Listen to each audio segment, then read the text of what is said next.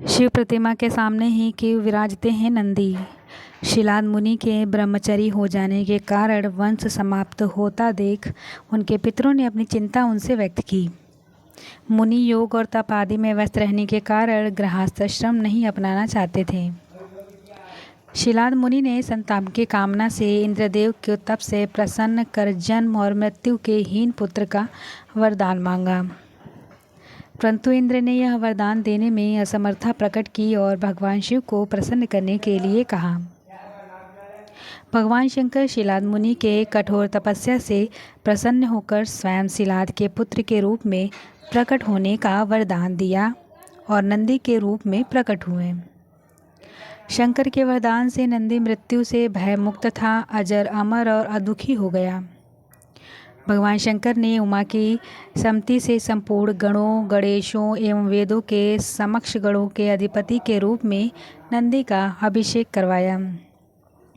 इस तरह नंदी नंदेश्वर हो गए और बाद में मुरुतों के पुत्र शिवसा के साथ नंदी का विवाह हुआ। भगवान शंकर ने नंदी को वरदान दिया कि जहाँ पर नंदी का निवास होगा वहाँ उनका भी निवास होगा। तभी से हर शिव मंदिर में शिव जी के सामने नंदी की स्थापना की जाती है। नंदी के दर्शन और महत्व।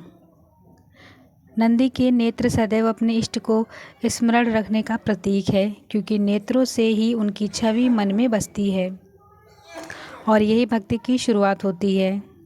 नंदी के नेत्र हमें यह सिखाती है कि अगर भक्ति के साथ मनुष्य में क्रोध, अहम और दुर्गुणों का पराजित करने का सामर्थ्य हो तो भक्ति का लक्ष्य प्राप्त नहीं होता।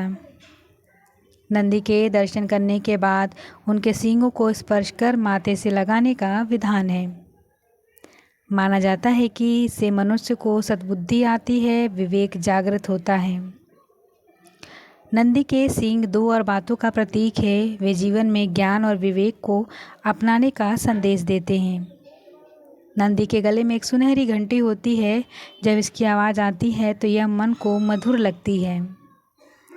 घंटी की मधुर धुन का मतलब है कि नंदी की तरह ही अगर मनुष्य भी अपने भगवान में धुन में रमा रहे तो जीवन यात्रा बहुत आसान हो जाता है।